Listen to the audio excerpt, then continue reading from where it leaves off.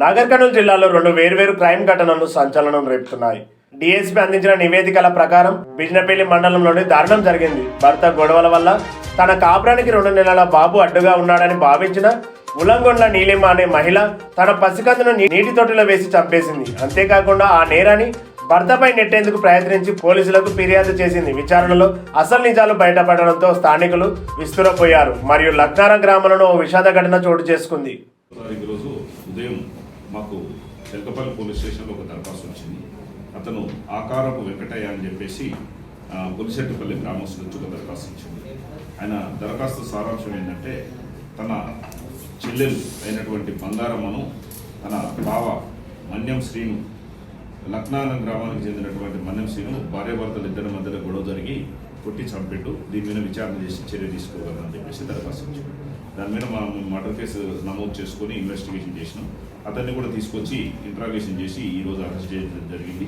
Arrest చేసే క్రమంలో ఎందుకు భార్యను చంపాల్సి వచ్చింది అని చెప్పేసి అడిగినప్పుడు అతను చెప్పింది ఏంటంటే తనకు 26 సంవత్సరాల క్రితం పెళ్ళైందని, 2 కొడుకులు, ఒక కొడుకు ఒక బిడ్డ.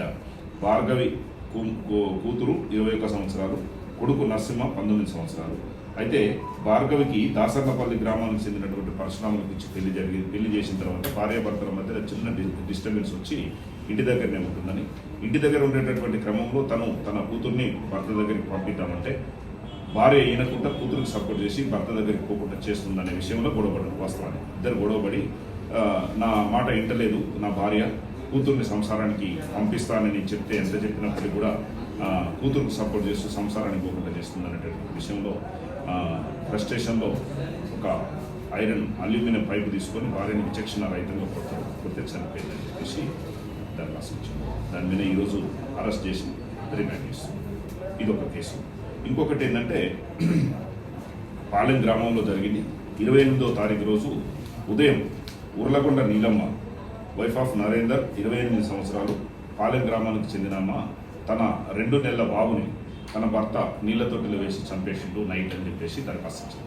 దాని మీద కూడా ఒక మర్డర్ కేసు నమోదు చేసినాం. మర్డర్ కేసు నమోదు చేసిన తర్వాత మేము ఆ నీలమ్మ భర్తను కూడా పిలిపించినాం.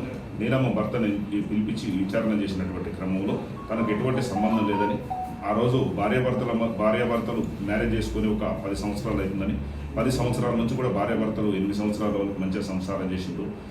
భర్తకు వీళ్ళ ఇద్దరికి మధ్యలో ఒక పాప ఒక బాబు పుట్టింది. తర్వాత 2 సంవత్సరాల నుంచి భర్తతో కూడా వచ్చి పాలెంలో ఉంటుంది, సంసారానికి రమ్మంటే రావట్లేదు.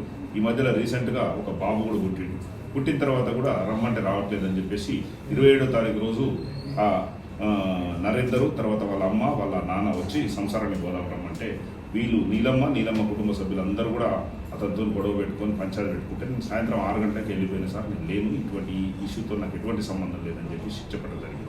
చెప్పిన క్రమంలో మేము ఆ కుటుంబ సభ్యులని తర్వాత హస్బెండ్ని కూడా ఎక్కడున్నాడు, రాత్రి లొకేషన్ ఎక్కడ ఏందని మొత్తం పూర్తిగా విచారణ చేసినటువంటి క్రమంలో అతను ఇక్కడ లేడని మాకు క్లారిఫై అయిపోయింది, క్లియర్గా వచ్చేసింది.